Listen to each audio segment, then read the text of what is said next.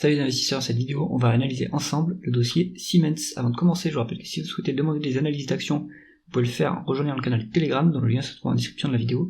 Pensez à vous abonner à la chaîne pour ne pas rater les prochaines analyses. Il y a encore beaucoup de monde qui regarde la chaîne sans être abonné. S'il vous plaît, abonnez-vous, ça m'aidera à faire connaître mon contenu. On commence tout de suite avec le cours de l'action Siemens. On est quasiment au plus haut. Donc, est-ce que c'est encore le moment de rentrer sur cette action? On va regarder ça ensemble. En termes de chiffre d'affaires, on est sur une croissance médiane de 4%, donc c'est pas très élevé, on est sur un marché quand même très mature, hein, c'est un conglomérat industriel, donc il y a plein de sous-segments, du transport par exemple, comme Alstom, enfin il y a plein de choses, mais c'est le secteur en tout cas cyclique industriel sur lequel agit l'entreprise. D'ailleurs on voit que donc en 2019 on s'est pris une énorme claque parce qu'il y a eu un fort ralentissement manufacturier, en 2020 également. On se trouve maintenant sur une croissance plutôt molle à 1%, entre 4 et 1%, donc on est quand même sur un secteur très mature, il ne faut pas s'attendre à avoir des niveaux de croissance élevés. On voit que le groupe est aussi coutumier des acquisitions sur la période étudiée, avec 34 milliards d'acquisitions, ce qui lui permet de consolider ses parts de marché. On continue avec les taux de marge. Le taux de marge brut est en augmentation, donc ça c'est bon signe, l'entreprise a de plus en plus de pouvoir de fixation des prix. On est sur un niveau de 39% contre une médiane de 36%. À l'heure actuelle aussi, le taux de marge d'EBITDA est quasiment sur un plus haut à 15,5%, c'est tout à fait honorable comme niveau. Donc on a bien suivi l'évolution du taux de marge brut, enfin plus ou moins suivi, ce qui dénote qu'il y a quand même une bonne maîtrise opérationnelle. Et le taux de marge net est également en augmentation sur la période avec du 11%, donc on est bien en décalage, on suit bien le décalage du taux de marge brut, donc il n'y a pas de déperdition ni opérationnelle ni financière pour le groupe. On est sur du 11% de marge nette contre une médiane de 7,80%, donc c'est quand même intéressant.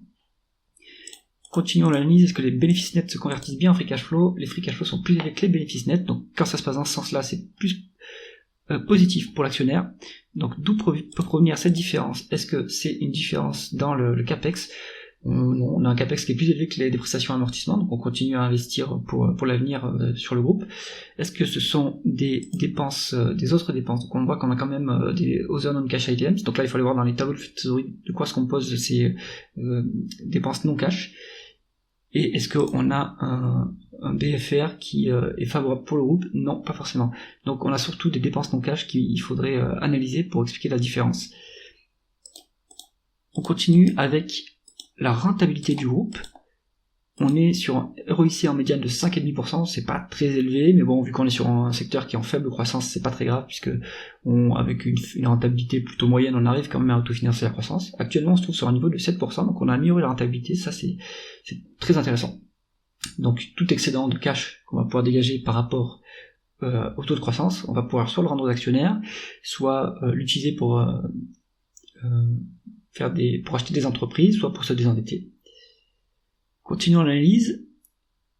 Est-ce que la dette est élevée sur cette entreprise? On a un niveau de dette de 37 milliards, qui est quand même élevé par rapport à l'EBITDA. On est à plus de 3 fois l'EBITDA, donc il faudrait que le groupe priorise le désendettement, parce que là c'est un niveau qui est assez lourd quand même, et ça va engendrer des frais financiers élevés, vu que les taux sont élevés.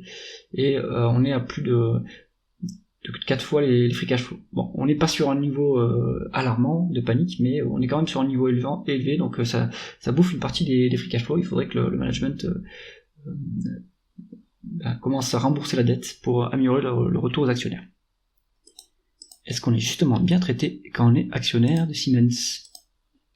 On a un dividende de 3,710 milliards qui représente un peu plus d'un tiers des free cash flow, donc ce niveau de dividende est quand même tout à fait soutenable, et représente un rendement de, on va le calculer, à peu près 2%, donc c'est quand même satisfaisant comme niveau, ça peut convenir à un investisseur qui est plutôt sur du dividende croissant. On voit que ce dividende est en augmentation, alors c'est plutôt 2,5%. Voilà. On voit que ce dividende est en constante augmentation, sauf sur la période pandémique où on a réduit le dividende sans le couper, donc ça c'est encourageant. Donc voilà, pour un dossier dividende croissant, ça peut être pas mal, Siemens, avec un niveau de payout qui est pas trop élevé. On a des rachats d'actions en plus sur la période, donc ça c'est intéressant. On va voir à quel multiple ça s'est effectué, si ça s'est effectué à un multiple intéressant ou non. Il faire attention à l'échelle comme d'habitude à droite. Ici, c'est les légers rachats d'actions, c'est pas énorme non plus. En termes de rendement de l'actionnaire total, on est sur du 3,5%, donc ça c'est plutôt pas mal comme niveau de rendement, donc ça inclut le désendettement, il y en a pas, parce que la dette a augmenté, les rachats d'actions et les dividendes. 3,5%, ça commence à être raisonnable pour un actionnaire qui veut une augmentation de son rendement de l'actionnaire sur le moyen terme. À mon avis, Siemens peut être un dossier intéressant. Est-ce que on a une valorisation intéressante pour rentrer à ce niveau-là? On va se mettre en valeur d'entreprise solide vu qu'il y a de la dette. En médiane, on est sur du 12,5, à l'heure actuelle, on est sur du 14, donc il n'y a pas de décote par rapport à l'historique. Donc il n'y a pas de marge de sécurité. Est-ce que on a du next 12 months, donc est-ce qu'il y a de la croissance à venir? Mais là aussi, sur les 12 prochains mois, en prenant les bidas des 12 prochains mois, on est quand même surcoté également.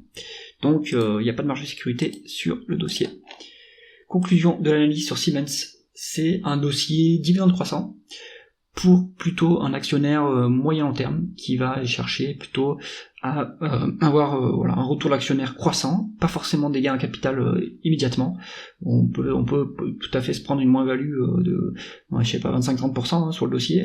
Si on est actionnaire sur le long terme, c'est pas un problème puisque on touche ces dividendes courants investis dans le groupe, et sur le long terme, on sera à mon avis bien récompensé en tant qu'actionnaire de Siemens. C'est tout pour cette analyse. Si vous avez aimé la vidéo, mettez un pouce vers le haut et pensez à vous abonner à la chaîne. À bientôt.